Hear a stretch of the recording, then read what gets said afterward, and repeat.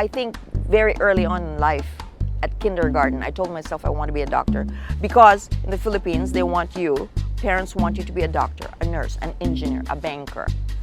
That's what I told myself.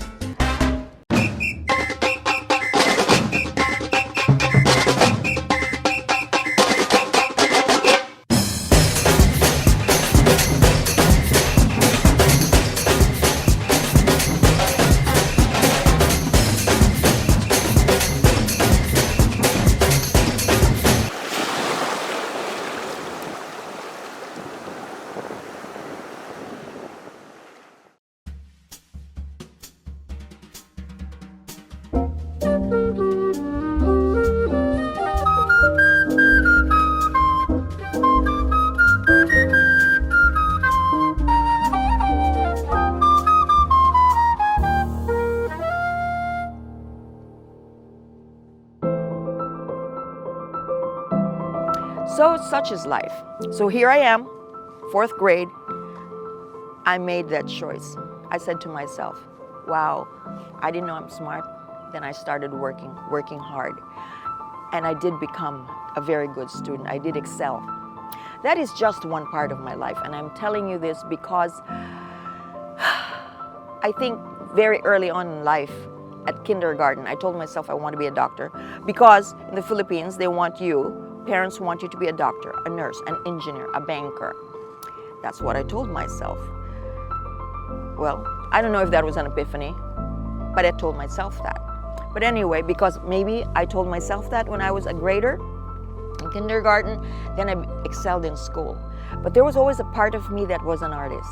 And somewhere older, I started drawing. I'm just a natural. Someone said that it is conceited to say that. I don't think so.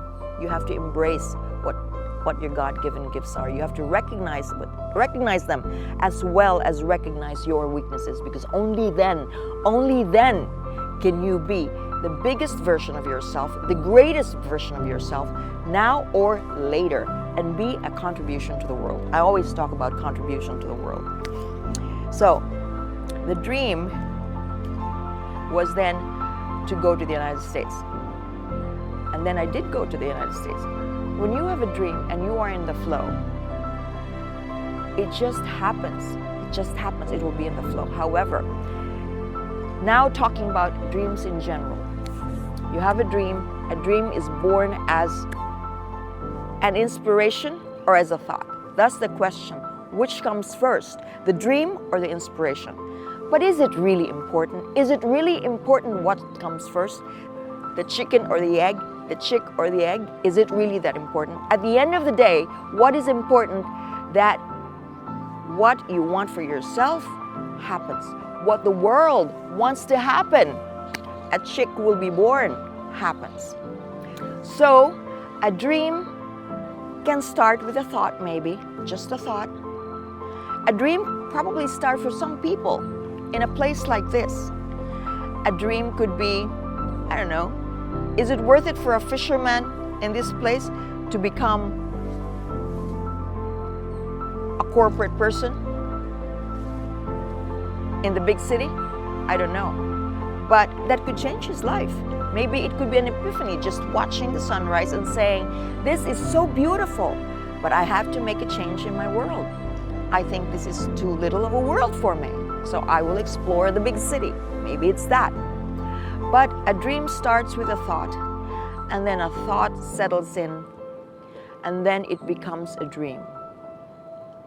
And when it becomes a dream, if you want it, if you want that dream to be a reality, you have to bring it, take it into existence. You have to spring it from inside you and bring it into existence. However, the path of bringing a dream into existence could be fast, could be short, could be long-lived. Usually, I have realized that if a goal in life, a dream, happens right away, it is usually taken for granted and therefore is not appreciated and therefore can be easily lost. However, if you have worked hard for it,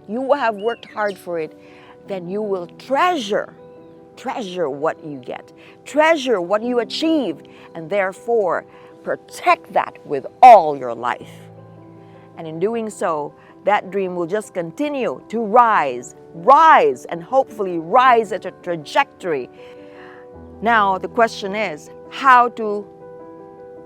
you've already started with the dream, how to sustain that dream, to continue on. It's very difficult. I wouldn't say it's very difficult. By the way, that's a word of luck, which I will talk about later. You have to orchestrate your words such that they are words of positivity, as they call it nowadays.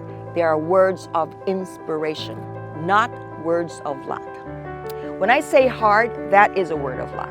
Therefore, I'd rather change my words and say that if you want that dream to be sustained and continue on up to a point of rising trajectory, then you require a lot of other virtues. The virtue of patience, the virtue of humility. Not the virtue of humility from a point of view of luck, but the virtue of humility such that when you are faced with challenges, you are faced with failures, then you can be humble and accept that and say to yourself, this is a setback only in the moment, only in the moment.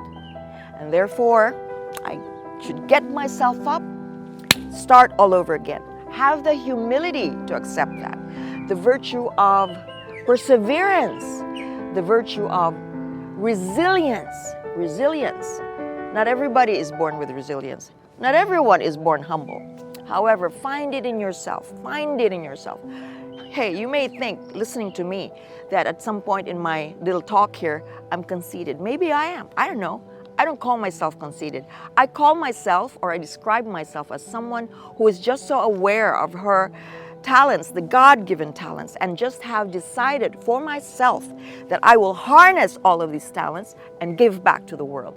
That is strength. That is what it is, strength. Humility, patience, strength, resilience. All very important to sustain that dream. Cut. And I decided in this life, and I don't know what's going to happen to me in next life, I decided that I'm going to do good in this life. And I made that choice. Because I want to undo my karma. Because I think not just me, my family, my lineage have done something wrong in the past. That's what I feel.